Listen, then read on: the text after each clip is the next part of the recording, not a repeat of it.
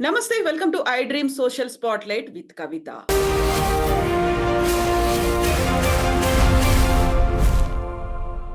Paris ఒలింపిక్స్‌లో Vinesh Phogat disqualify అయ్యారు. Final రౌండ్‌లో తను పోటీ పడకుండానే ఆగిపోవాల్సినటువంటి పరిస్థితి ఏర్పడింది.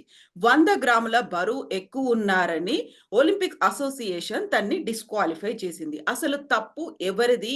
ఎందువల్ల ఇలాంటి నిర్లక్ష్యం కనిపించింది? మనతో పాటుగా ఉన్నారు స్పోర్ట్స్ కామెంటేటర్ వెంకటేష్ గారు. వెంకటేష్ గారు నమస్కారం అండి. నమస్తే అండి. So, Vinesh Phogat first women wrestler ఫైనల్స్‌కి వెళ్లారు అని దేశమంతా సెలబ్రేట్ చేసుకుంది. వితిన్ అవర్స్‌లోనే తను డిస్‌క్వాలిఫై అయిపోయింది. 100 గ్రాముల వెయిట్ ఎక్కువుంది అని. అసలు ఏం జరిగింది అక్కడ? ఎవరిది లోపం కనిపిస్తోంది? అంటే ఏం జరిగింది తెలుసుకోవాలంటే మన సీక్వెన్స్ ఆఫ్ ఈవెంట్స్ ఒకసారి నేను ఎక్స్‌ప్లెయిన్ చేయడానికి ట్రై చేస్తానండి. హ్మ్. యాక్చువల్‌గా ఏంటంటే ఈ రెజ్లింగ్ కాంపిటీషన్ 2 డేస్ జరుగుతుంది. 2 హ్మ్. డేస్‌లో మీరు ఇంకా ముందుకెళ్తుంటే 2 రోజులు గూడా మీ వెయిట్ చెక్ చేస్తారు.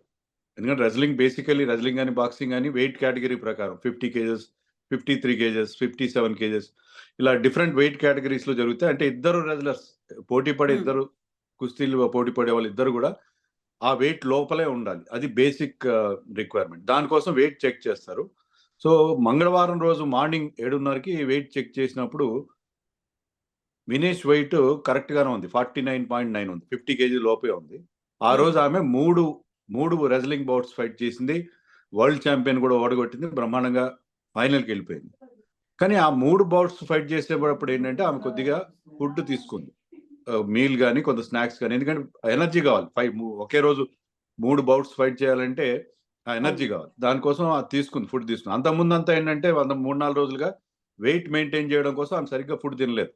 హ్మ్. సో, ఎప్పుడైతే ఒకసారి ఎక్కువ ఫుడ్ తీసుకుందో, కొంచెం తీసుకున్నా సరే దానివల్ల బాడీ రియాక్ట్ అయ్యి, ఆ రోజు ఈవినింగ్ 9:30కి ఆమె ఒలింపిక్ విలేజ్‌కెళ్ళి వెయిట్ చెక్ చేసుకుంటే, అప్పటికి ఆమె వెయిట్ 2.7 కేజెస్ ఎక్కువుంది. అంటే 52.7 అయిపోయింది. అంటే 50 హ్మ్. కేజీ కంటే 2.5 కేజీలు పైగా ఆమె ఎక్కువ వెయిట్ కనిపించింది. సో, నెక్స్ట్ డే మార్నింగ్ అంటే second day of the competition మళ్ళీ వెయిట్ చెక్ చేస్తారు. ఈ లోపల వెయిట్ తగ్గించుకోవాలి. అందుకని హ్మ్. ఆమె ఏం చేసిందంటే నైట్ అంతా కష్టపడి ఆ సౌనాలో బాగా ఒళ్ళంతా చెమట పట్టించుకొని అంటే ఒంట్లో ఉన్న ఫ్లూయిడ్స్ అన్నిటిని బయటికి తీసేస్తే కొంత వెయిట్ తగ్గుతది. తర్వాత హ్మ్. స్కిప్పింగ్ చేసి, సైక్లింగ్ చేసి జిమ్‌లో రాత్రంతా నిద్రపోకుండా ఆమె ట్రై చేసింది. ట్రై చేసి జుట్టు కూడా కత్తిరించారు ఆమెకి. అలా కూడా వెయిట్ కొంత తగ్గుతదని. ఏం చేసినా హ్మ్. సరే ఆ వెయిట్ తగ్గలేదు. ఆఖరికి అంత డీహైడ్రేట్ అయిపోయి హాస్పిటలైజ్ కూడా చేయాల్సొచ్చింది ఆఫ్టర్‌వర్డ్స్. కానీ వెయిట్ చెక్ హ్మ్. చేసినప్పుడు చూస్తే 100 గ్రామ్స్ ఎక్కువ వెయిట్ ఉంది. సో, 100 గ్రామ్స్ ఎప్పుడైతే ఎక్కువ వెయిట్ ఉందో ఆమె డిస్‌క్వాలిఫై అయిపోయింది. ఎందుకంటే ఆ వెయిట్ లోపల ఉండాలి. తక్కువ ఉండొచ్చు కానీ ఎక్కువ ఉండడానికి వీల్లేదు.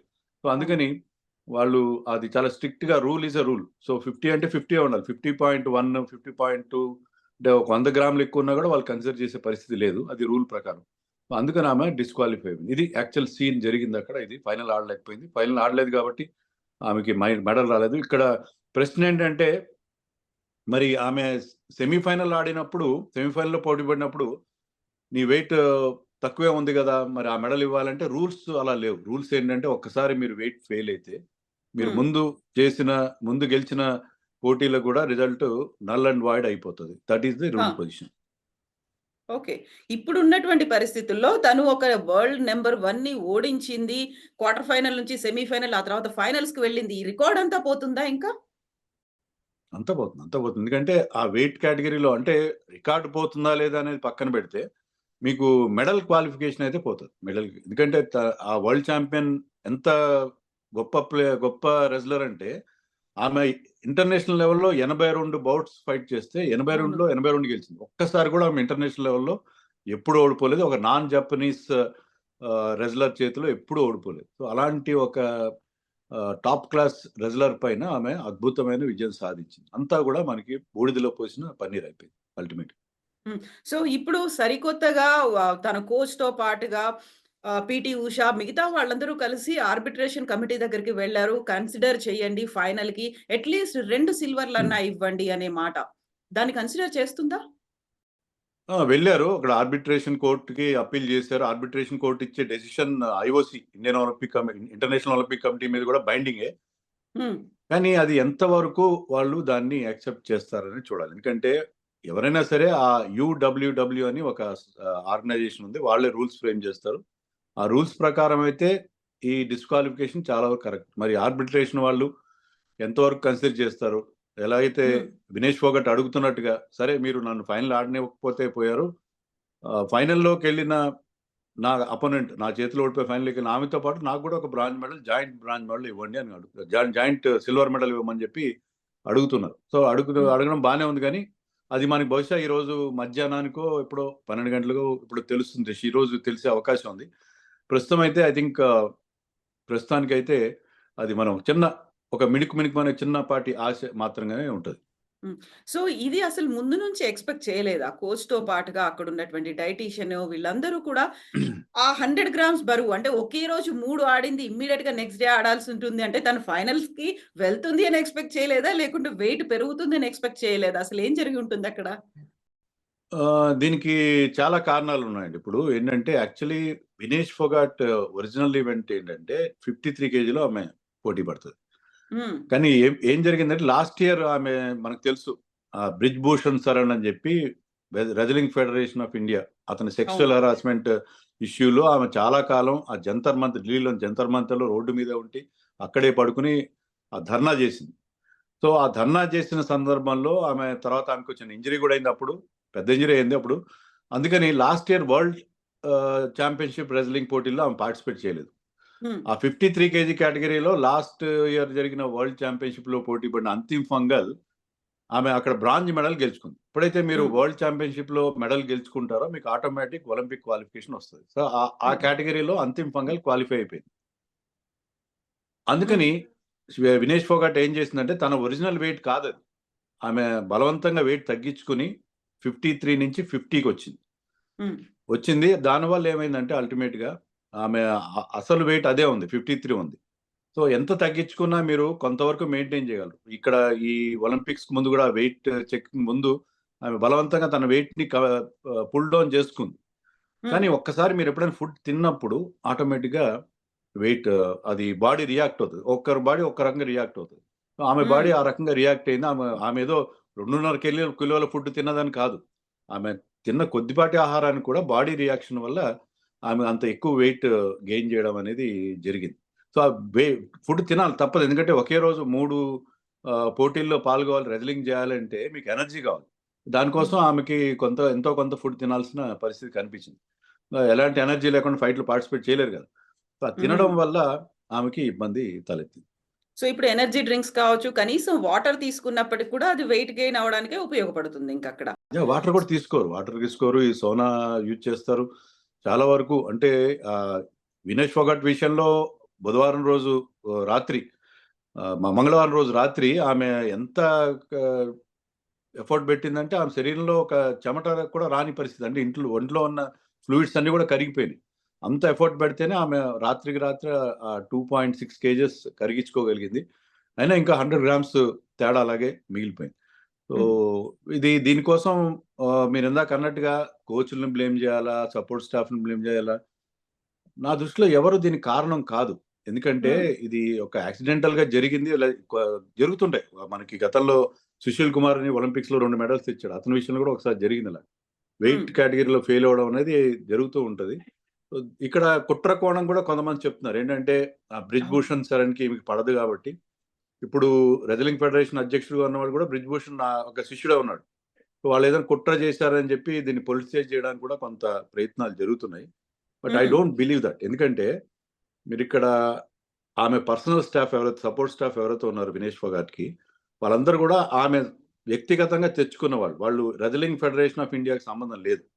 సో, హ్మ్. రెజ్లింగ్ ఫెడరేషన్‌తో సంబంధం లేకుండా ఆమె వ్యక్తిగతంగా ఇలాంటి ప్రమాదం ఉంటదని ఆమె భయపడి, తన సెపరేట్‌గా తన సపోర్ట్ స్టాఫ్‌ని, తన కోచ్‌ని గాని, తన ఫిజియోని గాని సెపరేట్‌గా ఆమె పెట్టుకుంది. కాబట్టి వాళ్ళు రెజ్లింగ్ ఫెడరేషన్ కుట్రలో భాగమయ్యే అవకాశం లేదు గదా! సో, అందుకని ఇక్కడ కుట్ర కోణం కొంత ఏదో బ్రిజ్ భూషణ్ ఏదో చేశాడు.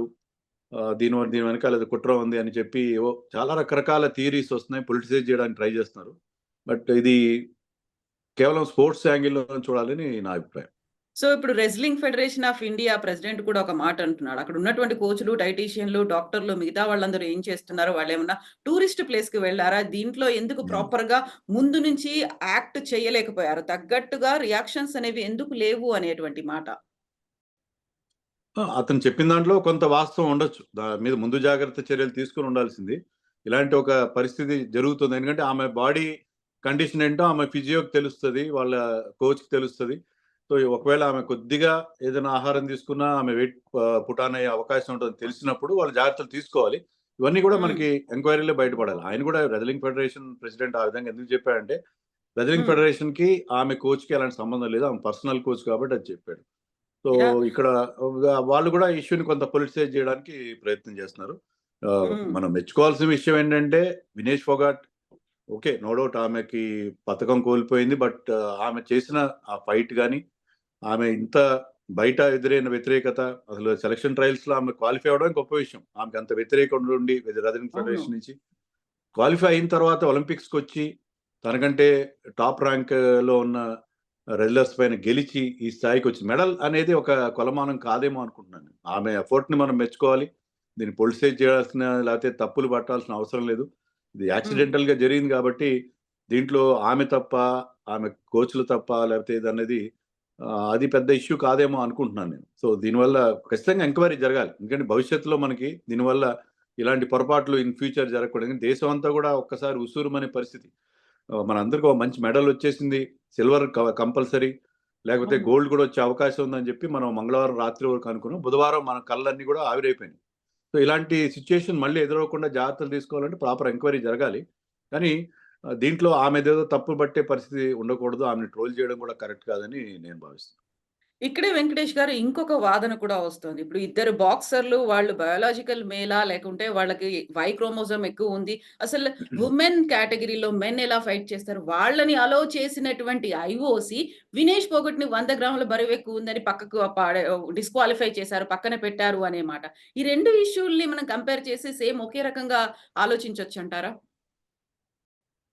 మీరు చెప్పిన వుమెన్ బాక్సర్స్ విషయంలో వాళ్ళు బయోలాజికల్ మేల్స్ అనడానికి ఖచ్చితమైన ఆధారాలు లేవండి. ఎందుకంటే ఐఓసీ ఏం చెప్పారంటే మా క్రైటీరియా ప్రకారం జెండర్ క్రైటీరియా ప్రకారం వాళ్ళు ఫీమేల్స్ వాళ్ళ పాస్‌పోర్ట్‌లో ఫీమేల్ అనే ఉన్నది. వాళ్ళు మేల్ హ్మ్. ఎలా అవుతారో వాళ్ళు మీరన్నట్టుగా వాళ్ళకి మామూలుగా మన సెక్స్ డిటర్మినేషన్ ఎలా జరుగుతుందంటే ఎక్స్ఎక్స్ క్రోమోజోమ్స్ ఉంటే సెక్స్ క్రోమోజోమ్స్ ఫీమేల్స్ అని, ఎక్స్‌వై క్రోమోజోమ్స్ ఉంటే మేల్ అని చెప్పి మనకి ఆ సెక్స్ డిటర్మినేషన్ జరుగుతది. హ్మ్. మీరన్న ఆ ఇద్దరు boxers Algeria and Chinese Taipei boxers వాళ్ళిద్దరికీ ఎక్స్‌వై క్రోమోజోమ్స్ ఉన్నాయి. తర్వాత మేల్ హార్మోన్ హ్మ్. టెస్టోస్టెరాన్ అవి చాలా ఎక్కువ రేంజ్‌లో వాళ్ళకి ఆ హార్మోన్ రిలీజ్ అనేది గూడా ఉన్నది. కరెక్టే. కానీ ఇలాంటి చాలా సందర్భాల్లో గతంలో గూడా ఉన్నాయి. అలా ఉన్నంత మాత్రాన వాళ్ళు మేల్ కేటగరీలోకి రారు. వాళ్ళు ట్రాన్స్‌జెండర్స్ కూడా కారు. They are still continues to be females. అది ఒకటి ఒక సైంటిఫిక్ థింగ్ ఉంది. డీఎస్‌డి అని జెప్పి. అది దాని ప్రకారం డిఫరెన్సెస్ ఇన్ ఆహ్, సెక్స్ డి డిటర్మినేషన్. డిటర్మినేషన్ ఏదో సంథింగ్ దాంట్లో ఏంటంటే అలాంటి కొన్ని డిజార్డర్స్ ఉంటాయి కొంతమందికి. అందరూ ఒకే రకంగా ఉండరు గదా! సో, వాళ్ళు ట్రాన్స్‌జెండర్స్ కాదు. వాళ్ళు బయోలాజికల్ మేల్స్ కూడా కాదు. They are females with higher testosterone levels. So, వాళ్ళని దానికోసం అని చెప్పి వాళ్ళకది ఫిజికల్ కండిషన్ అది. వాళ్ళని మనం మేల్స్‌గా కన్సిడర్ చేయడం ఏమాత్రం కరెక్ట్ కాదు. అంటే ఐఓసీ రూల్స్ ఆ విధంగా లేవు. ఆ రకమైన హ్మ్. జెండర్ టెస్ట్‌లు కూడా చేయరు. ఐఓసీ వాళ్ళు చేయరు. సో, ఆ విషయానికి దీనికి ఎలాంటి లింక్ లేదని అనుకుంటున్నాను నేను. హ్మ్. సో, వెంకటేష్ గారు ఈరోజు మార్నింగ్ వినేష్ పోగట్ ఒక ట్వీట్ చేసింది. ఈరోజు ఎర్లీ అవర్‌లో చేసింది. అల్విదా కుస్తీ 2001-24 అని. అంటే yeah! Is she saying good bye? అంటే చాలా హార్ట్ బ్రేకింగ్ మొమెంట్. మనకే ఇంత బాధగా ఉంటే హ్మ్. ఆ సిట్యుయేషన్‌లో ఆమెకి ఎలాంటి పరిస్థితి ఉందో మనం అర్థం చేసుకోవచ్చు. ఎందుకంటే ఆమెకి 2 రకాల బాధలు. ఒకటేంటంటే తన ఇప్పుడు ఎదురైన ఈ పరిస్థితి. తర్వాత ఇండియా ఎళ్ళిన తర్వాత ఆమె ఏదో తప్పు చేసింది. ఆమె ఏదో దోషిగా చూసే పరిస్థితి మనం మనం చేయకపోయినా రెజ్లింగ్ ఫెడరేషన్ గానీ చాలామంది ఆమెని తప్పుబట్టే పరిస్థితి ఉంటది. సో, ఈ స్థితిలో ఆమె ప్రాబబ్లీ సరైన మెంటల్ కండిషన్‌లో ఉండకపోవచ్చు. మళ్ళీ రెజ్లింగ్ కంటిన్యూ చేయడానికి. బట్ నేను అనుకోవడం అది ఏదో ఇప్పుడు తొందరపాటులో చేసిన ఒక నిర్ణయం గావచ్చు. దాన్ని ఆమె రిటైర్మెంట్‌గా మనం ఇప్పుడు దాన్ని పరిగణించాల్సిన అవసరం లేదని నేను చూసాను. ట్వీట్ చూసాను. హ్మ్. But I am not attaching too much importance to it. ఎందుకంటే డెఫినిట్‌గా ఆమె మళ్ళీ కొన్ని రోజులు కాస్త స్థిమితపడిన తర్వాత ఈ సిట్యుయేషన్ నుంచి తన మనసు మార్చి ఎందుకంటే ఇలాంటి ఒక మనకింత మంచి రిజల్ట్స్ ఇవ్వగల ఒక రెజ్లర్‌ని మనం గౌరవించాలి. ఈవెన్ ప్రైమ్ మినిస్టర్ మోడీ గూడా ఆహ్, ఆమెకి ట్వీట్ చేసిన ట్వీట్ కూడా చాలా ఆమెను ఓదార్చే విధంగా ఉన్నది. So we should treat her as a champion, as a super star. ఆమెకి మనం ఎంతో సగౌరవంగా ఆమెకి మనం స్వాగతం పలకాలి. మెడల్ తేకపోయినా ఆమెను ఏదో తప్పుబట్టి ఆమెకి ఏదో చాలా పొరపాటు చేసేసింది, ఆమె పొరపాటు వల్ల మన మెడల్ పోయింది అనే ఒక ఫీలింగ్ లేకుండా అలా చేస్తే, ఆమెకి మనం అది కల్పిస్తే, ఆ ఫీలింగ్ కల్పిస్తే I think she might relate. తన డెసిషన్ మార్చుకునే అవకాశం ఉంటుంది. సో ఇప్పుడు షేమ్ ఆన్ వినేష్ పోగట్ లేకుంటే షేమ్ ఆన్ ఇండియా అనేటువంటి ట్రెండ్స్ అనేవి ఎక్కువ కనిపిస్తున్నాయి సోషల్ మీడియాలతో పాటుగా. మెయిన్ స్ట్రీమ్ మీడియాలో కూడా తనే తప్పు చేసింది అనే రకంగా వచ్చేటువంటి వ్యాఖ్యానాలు, దానికి సంబంధించి విశ్లేషణలు ఎలా చూస్తారు మీరు? మనం ఎంతసేపు మనం మాట్లాడుకున్నాం, ఎందువల్ల ఇలా జరిగిందని చెప్పుకున్నాం. ఇదేదో యాక్సిడెంటల్‌గా జరిగింది అలాగా. ఎవరు అలా కావాలని చేయరు. లేకపోతే ఏదో నేను 3 బౌట్స్ గెలిచేసాను కదని ఆమె బింజ్ ఈటింగ్ చేసింది, లేకపోతే బోలెడంత తినేసింది అని అనుకోవడం కూడా కరెక్ట్ కాదు. వాళ్ళకి తెలుసు, వాళ్ళ కండిషన్ తెలుసు.